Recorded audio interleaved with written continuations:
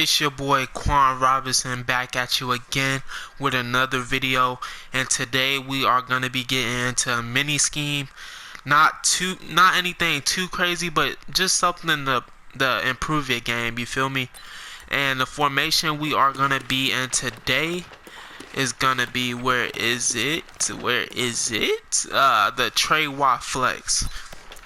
And today we are going to be in the levels wide corner, the inside zone, the PA cross, and the verticals. Verticals help a lot too.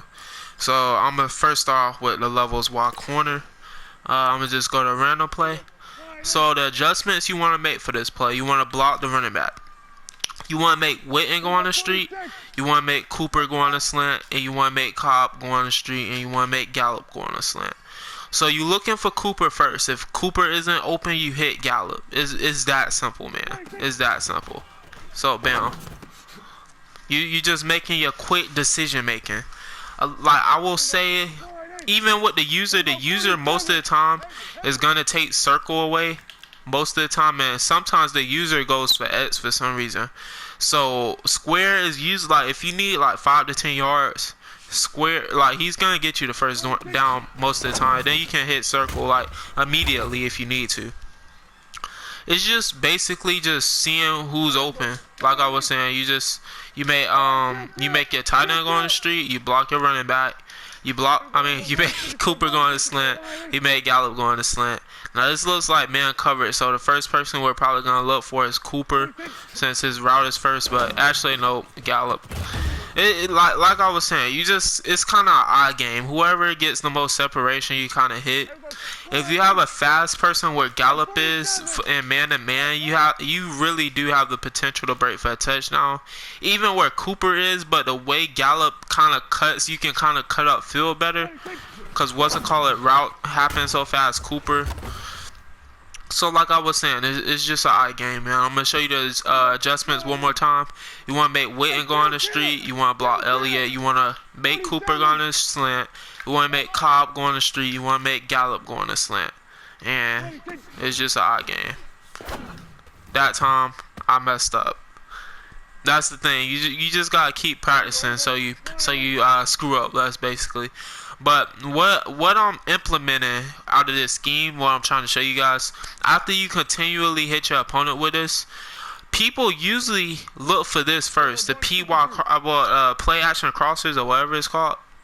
So usually people just automatically think you're gonna hit them out of this. So after you hit them, after that, hit the inside zone on them a little bit. You hit them with this for the bit play action, man. You just do the regular setups. You go to triangle for your check down if it's not there. And that time it was covered, but you get what I'm saying. Like everybody knows that the PA crossers work. After you hit your opponent a few times out of that play, you can get your big play downfield. Maybe even if you make him come in, it might make the play work better. You just go like that, and hopefully I don't get sacked. And just like that, it probably really works with escape artist quarterback. Just makes it a lot easier.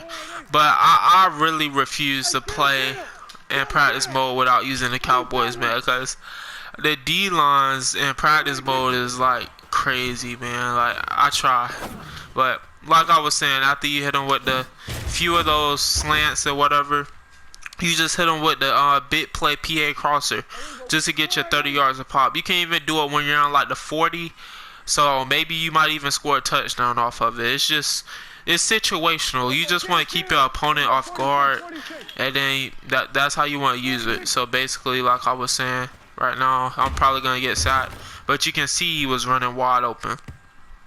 So usually the PA crosser, the crossing route is gonna be open, I'll say 80% of the time. So after, like I was saying, after you do this play to your opponent, you just hit them with that, and you in there, man. And another play that is really effective is the inside zone.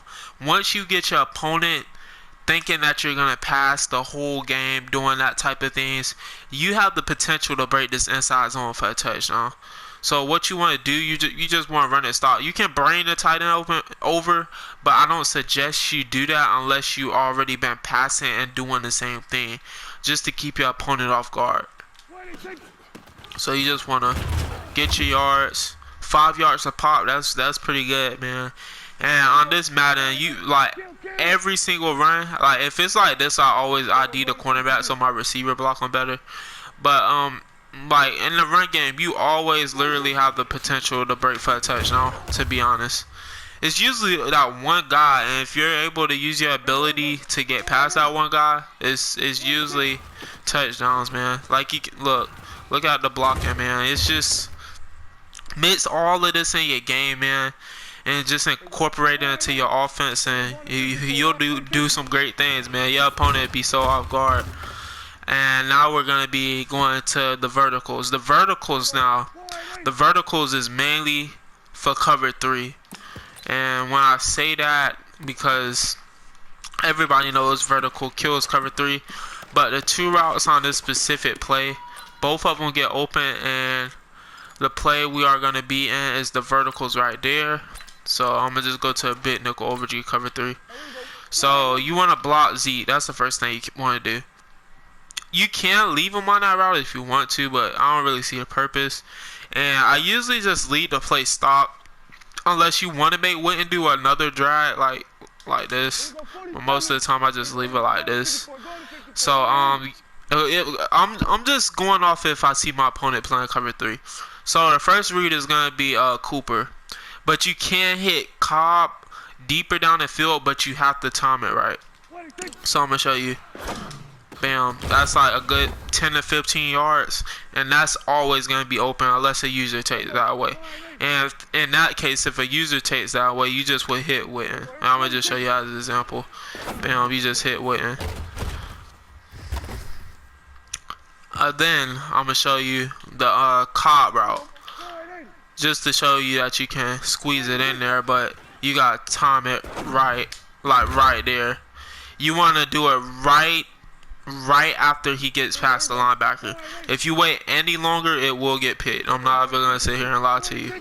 That's why it's one of those routes you kind of taking a risk, but possession catching on Madden is so like kind of overpowering because let's face it, Madden is kind of animation based game, so it's kind of like one of those things that we kind of just deal with. Like I was saying, you gotta time it right. But the main thing I was kind of trying to show you guys out of this formation is mainly Cooper. Cooper is like always open. Like he's gonna get you to 10 to 15 yards. If your opponent is playing cover 3, this is a guaranteed first down unless you're like down in distance. You just want to lead it to the left hand side a little bit, just so it won't go towards the linebacker that's right there. And you just want to bam all day, man, like clockwork. And I think that might even, yeah, you can even run the slip screen, oh man, the screenplay out of this, the running back screen, if you want to mix it up even more.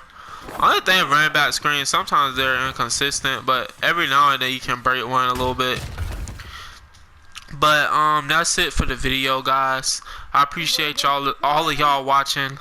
Hit that sub button, man. Hit that like button. Y'all know what it is, man. I appreciate every single one of you guys that's subscribed over the few days. I got like 80 plus subscribers. I appreciate every single one of you guys, and I appreciate y'all just believing in me. We on the road to 1K, man. I will see y'all on the next video. Peace.